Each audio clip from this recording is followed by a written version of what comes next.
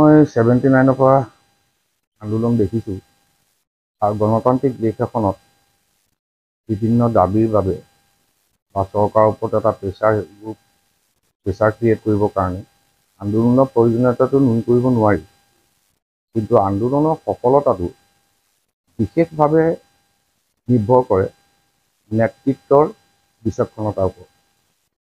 আপুনি যিটো প্ৰশ্ন কৰিলে, আমাৰ অসমত যিখিনি আন্দোলন আমি দেখি আছোঁ, উদাহৰণস্বৰূপে কা বিৰোধী আন্দোলনটো আপুনি ধৰিব পাৰে। মোৰ এটা অনুভৱ হৈছে যে যিসকলে নেতৃত্ব দিছে তেওঁলোকৰ স্বদেশ প্ৰেমৰ ওপৰত আমাৰ প্ৰশ্নটো একো নাই, কিন্তু তেওঁলোক কিমান দূৰদৰ্শী। কাৰণ এটা আন্দোলন আৰম্ভ কৰি দিয়ে, তাৰপৰা অলপ দিনৰ পিছত কেতিয়ানো শেষ হৈ যায় আন্দোলনটো, তাৰ ফলাফল কি হয় ৰাইজে একো গমেই নাপায়। গতিকে মই ভাবোঁ যে তেওঁলোকৰ বুদ্ধিবৃত্তি আমাৰ নিচিনাই, তেওঁলোক আমাৰ নিচিনাই মজলীয়া চিন্তা চৰ্চা কৰিব পৰা বিধৰ মানুহ। কিন্তু এটা ডিফাৰেঞ্চ আছে যে তেওঁলোকে নিজকে এনেকুৱা ধৰণে প্ৰতিস্থাপিত কৰে যে তেওঁলোকৰ স্বদেশ প্ৰেমটো যেন আমাতকৈ অলপ বেছি, তেওঁলোকৰ স্বদেশ প্ৰেমটো যেন আমাতকৈ অলপ বেছি, আৰু কথা দুটামান চিঞৰি পেলাই কয়। এই যে অসফল হৈ গৈ আছে, আন্দোলনততো কেইবাজনৰ মৃত্যুও হ'ল। ধৰক ৰাইজক ক'লা পতাকা দেখুৱাবলৈ ক'লে, সেই কাৰ্যসূচীটো কেতিয়া উঠাই ল'লে আমি গমেই নাপালোঁ। তাৰপিছত আকৌ নেতাসকলকে ৰুলিং পাৰ্টিৰ মানুহৰ লগত দেখোঁ। গতিকে মই ভাবোঁ যে দূৰদৃষ্টি সম্পন্ন আৰু অধ্যয়ন থকা যদি নেতৃত্ব আমাৰ নহয়, আমাৰ আন্দোলনবোৰ এনেকেই চলি থাকিব। আৰু ইয়াত আৰু এটা কথা আছে যে ৰাজনৈতিক দলবিলাকে বা শাসনাধিষ্ঠ দলেই হওক, ৰাজনৈতিক দলে এনেকুৱা নেতৃত্বই বিচাৰে। চব চলি থাকে, আমিও চলি থাকোঁ, তুমিও চলি থাকোঁ, কাৰণ বিশেষ একো কৰিব নোৱাৰে বুলি জানে। এইখিনি যিখিনি এই যে বৰ্তমানে চলি আছে কা আন্দোলনৰ পৰা, তেওঁলোকৰ বিফলতাটো একদম ওলালে নহয় কথাটো।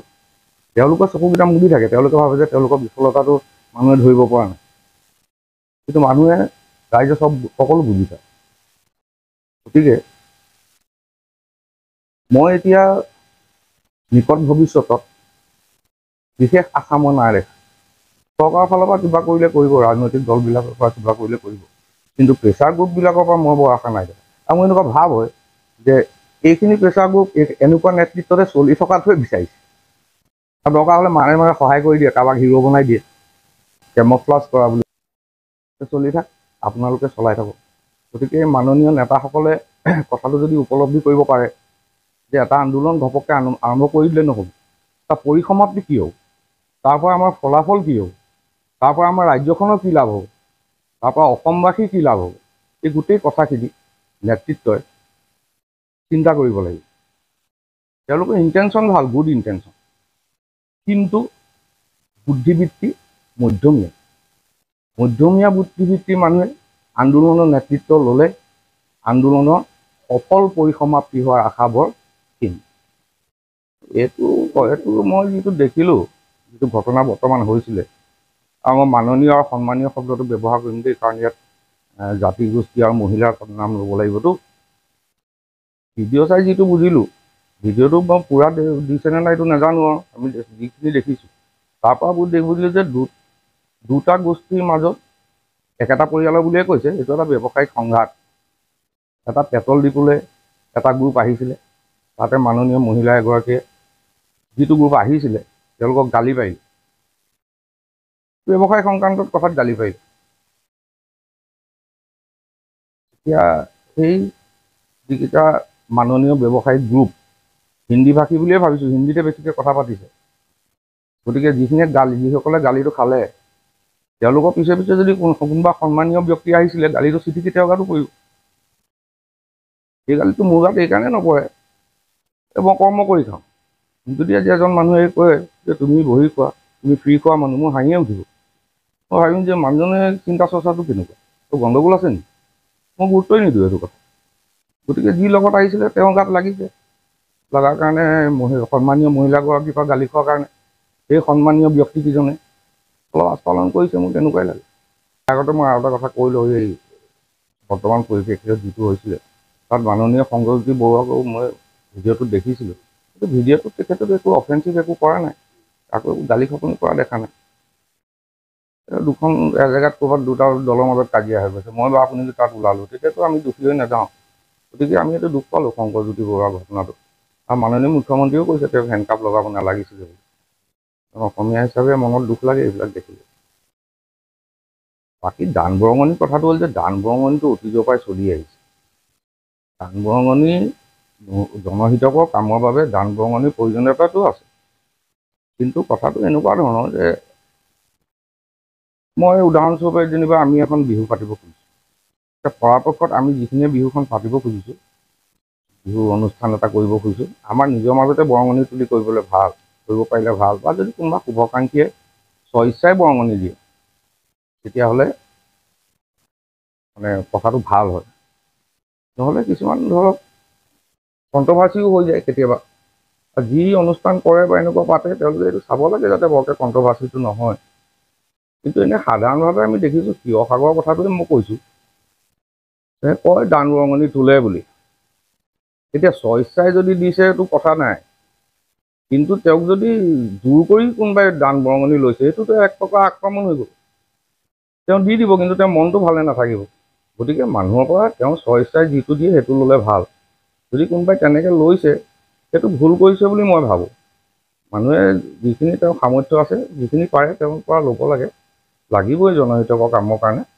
কিন্তু যদি জোৰ জবজ কৰে সেইটো এক প্ৰকাৰ আক্ৰমণ হৈ যায়। এতিয়া আক্ৰমণ হ'লেতো প্ৰত্যাক্ৰমণ হ'বই। যদি চান্দাক্ৰমণ হয় তেতিয়াহ'লে তাত প্ৰত্যাক্ৰমণ হ'ব। এতিয়া মই বজাৰলৈ গ'লোঁ, আগতে 1000 টকা বস্তু কিনিলোঁ, বোলে মুঠতে 1005 টকা হ'ল। ব্যৱসায়ীজনে ক'লে 5 টকাটো নালাগে দিয়ক, 1000 টকাতে হ'ব। এতিয়া কিন্তু 5 টকাটো এৰি নিদিয়ে। সেইটোৱে প্ৰত্যাক্ৰমণ। সেইটো ফালি চুৰি নাথাকে, আক্ৰমণ হ'লে প্ৰত্যাক্ৰমণ হ'ব। এই যে 5 টকা 10 টকাকৈ আমাৰ গৈ থাকে, ভালেমান পইচা যায়। গতিকে কোনোবাই যদি ভাবিছে যে আমি চান্দাক্ৰমণ কৰিম আৰু তাৰ প্ৰত্যাক্ৰমণ নহ'ব, সি মূৰ্খৰ স্বৰ্গত বাস কৰিছে। এতিয়া যেনিবা এখন ৰেষ্টুৰেণ্টৰ পৰা কোনোবাই তেওঁ স্বইচ্ছাই যিটো দিব খুজিছে তাতকৈ বেছি দাবী কৰিছে, জনহিতকৰ কামৰ কাৰণে আমাক পইচাটো আপুনি বেছিকৈ দিয়ক, ইচ্ছা নাছিলে জোৰ জবজ কৰাৰ কাৰণে দি দিলে, একো নকয়। কাইলৈ চিংৰাটোত ইমানকণ আলু কমাই দিব, এটা চিংৰাত ইমানকণ আলু কমাই দিব, সেইটোৱে প্ৰত্যাক্ৰমণ। তাৰমানে জোৰ জবৰদস্ত চান্দা লৈ যদি কোনোবাই ভাবিছে যে ব্যৱসায়ীসকল বহি থাকিব, একো নকৰিব, সেইটো নহয় কথাটো। তেওঁলোকে প্ৰত্যাক্ৰমণ কৰিব। সেইকাৰণে চান্দাক্ৰমণ হ'লে প্ৰত্যাক্ৰমণ হ'ব। আৰু এটা কথা, মোৰ ব্যক্তিগত ভাৱ, মানে বিহুটোত পৰাপক্ষত অনা অসমীয়াৰ পৰা চান্দা নোলোৱাকৈ কৰিব পাৰিলে ভাল। আমাৰ নিজৰ এটা জাতীয় উৎসৱ, আমাৰ ঘৰৰে কিবা এটা অনুষ্ঠান হয়, বেলেগৰ পৰা চান্দা ল'বলৈ ভাল নালাগে। সেইকাৰণে অসমীয়াসকলক আমি বিহুত তেওঁলোকক মাতিব লাগে, নিমন্ত্ৰণ কৰিব লাগে, আমি তেওঁলোকক তিলপিঠা খুৱাম। কিন্তু তেওঁলোকৰ পৰা বৰঙণি লোৱাটো মোৰ ব্যক্তিগত অনুভৱ দেই। ইয়াতকৈ কাৰোবাৰ হায়াৰ লজিক থাকিব পাৰে, কোনোবাই ক'ব পাৰে যে এইটো কাৰণে ল'ব লাগে, সেইটোও তেওঁলোকৰ ভাষ্য। কিন্তু মই এতিয়ালৈকে যিটো ভাবিছোঁ, মোৰ অনুভৱটো হৈছে বিহুত আমি নিজেই বিহুখন পাতিব লাগে, সৰুকৈ পাতোঁ লাগিলে। আমি অনা অসমীয়াক মাতিম, তেওঁলোকক তিলপিঠা খুৱাম, ঘিলা পিঠা খুৱাম।